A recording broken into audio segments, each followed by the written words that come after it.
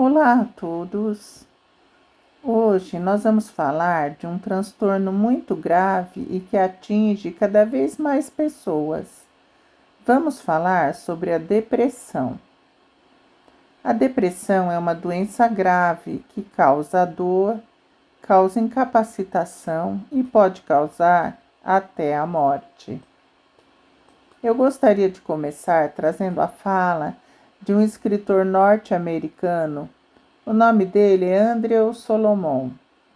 Ele lutou durante muito tempo e luta até hoje com a sua depressão. Ele disse: tornar-se deprimido é como ficar cego. A escuridão no início gradual acaba englobando tudo. É como ficar surdo, ouvindo cada vez menos, até que um silêncio terrível o envolve, até que você mesmo não pode fazer qualquer som para penetrar esse silêncio. É bem forte a imagem que essa descrição nos passa. A depressão transforma pessoas emocionalmente saudáveis em indivíduos desinteressados, cansados, melancólicos, tristes e sem perspectiva de vida.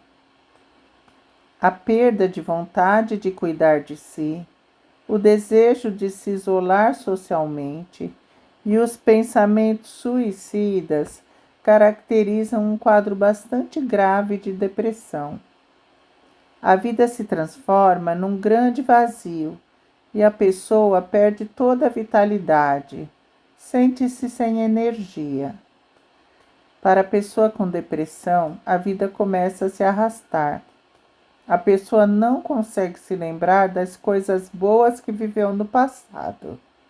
Não consegue valorizar as coisas boas do seu momento presente e não vê perspectiva de um futuro melhor. E a sensação é de que isso tudo não vai passar. Nem toda tristeza é depressão. No nosso dia a dia, passamos por muitas dificuldades e aborrecimentos que podem nos deixar tristes. É normal sentirmos tristeza quando estamos magoados, quando sofremos a perda de um ente querido, quando perdemos o emprego, quando vivemos em algum ambiente opressor, quando passamos por algum conflito conjugal. Porém, essas tristezas vão sendo trabalhadas dentro do nosso ser e começam a amenizar com o tempo, e a nossa vida aos poucos volta ao normal. É bem diferente do que acontece na depressão. Na depressão, a tristeza é profunda e perdura por muito tempo. Pode durar semanas, meses, anos. Muitas vezes, a depressão se instala sem que a pessoa consiga identificar o que aconteceu, como tudo começou. É como se esse mal-estar surgisse espontaneamente em sua vida. É como se essa tristeza não tivesse uma explicação. A pessoa sofre por se sentir assim, porém não consegue reagir a isso sozinha. E muitas vezes não consegue pedir ajuda por medo do julgamento alheio. A depressão acomete muitas pessoas e ninguém, a princípio, seja qual for a sua condição, está livre de desenvolver uma depressão. Não faz muito tempo, todos nós ficamos sabendo que o padre Marcelo Rossi, da Igreja Católica, estava com depressão. Ele conta que a causa da sua depressão foi principalmente o estresse causado pela intensa rotina de trabalho como padre, acrescentado de outros problemas de saúde, além de uma rotina desregrada. Padre Marcelo conta que perdeu o prazer de realizar as atividades sacerdotais e mesmo rezar uma missa era para ele um grande sacrifício. Descreveu a sensação durante a depressão como um vazio, um estado de não sentir nada. Ele explicou que inicialmente achava que essa doença era frescura e mimimi, até que sentiu a dor da depressão em si e passou a compreendê-la como uma doença séria que precisa de cuidado, ajuda e atenção. Padre Marcelo se conscientizou sobre a depressão, porém muitas pessoas ainda hoje acham que a depressão é frescura ou mimimi. Imaginemos uma pessoa com sofrimento e uma sensação de vazio tão grande dentro de si, vindo até nós para relatar o que sente, para pedir ajuda. E nós, por preconceito, tentamos convencê-la de que isso não é nada, de que é frescura, de que está faltando é levantar da cama e ir trabalhar. Vamos nos colocar no lugar dessa pessoa. Será que essa pessoa se sente amada nessa hora? Será que nós realmente amamos essa pessoa? Se amamos, como podemos menosprezar a sua dor? A nossa sociedade não tem ainda uma cultura que priorize os cuidados com a mente. Para muitos, a depressão é vista como um problema moral, como falta de vontade, falta de pensamento positivo e falta de fé. Esse tipo de julgamento é preconceituoso com a depressão e com as pessoas. Se quebramos um osso do corpo, podemos constatar a fratura pelo exame de raio-x. Mas no caso da depressão não é assim. Os sintomas aparecem, vêm crescendo, a doença vem se agravando e não há algo de material para o diagnóstico. O diagnóstico é feito pela análise do médico numa conversa com o paciente. Portanto, na ocorrência de sintomas de depressão, é importante procurar um médico para cuidar do corpo físico. Os médicos avaliam e definem os tratamentos adequados a cada caso. Além do médico, é importante buscar ajuda psicológica. É preciso falar da depressão com psicólogos e terapeutas que estão aptos a ouvir e tratar. E o nosso espírito precisa se fortalecer. Precisamos cuidar do nosso modo de vida para não entrarmos em depressão. Nós vivemos num mundo que exige cada vez mais de nós. Parece que o tempo voa. Parece que não daremos conta de tudo o que temos que fazer. É muita informação o tempo todo. E muitas vezes não conseguimos sequer entender completamente o mundo em que vivemos, mas queremos abraçar tudo.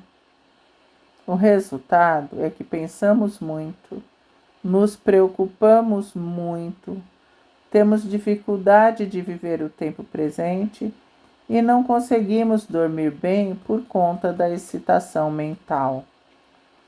O excesso de pensamento e o excesso de preocupação também são portas para a depressão.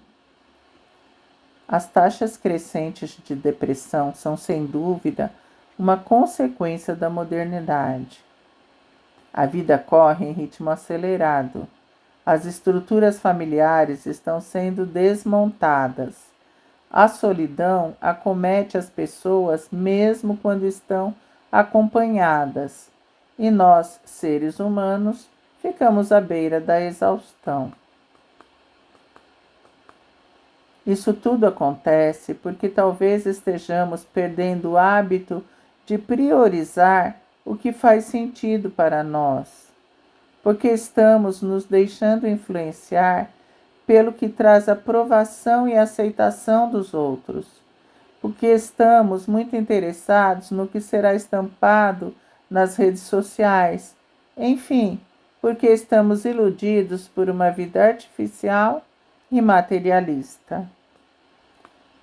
Neste mundo de pessoas sempre bonitas, de pessoas sempre alegres, de famílias que são verdadeiros modelos de felicidade, que é o mundo das redes sociais, não há espaço para a experiência do sofrimento. Nós já sabemos que viemos a essa existência para reparar os nossos erros, para apurar os nossos sentimentos e para evoluir. E sabemos que os dissabores e dificuldades fazem parte desse nosso aprendizado. Alegria e tristeza nesse nosso planeta são nossos companheiros de viagem. Não devemos reprimir nossos sentimentos, reprimir o choro, nem abrir mão do nosso próprio ser para conseguir a aprovação da sociedade.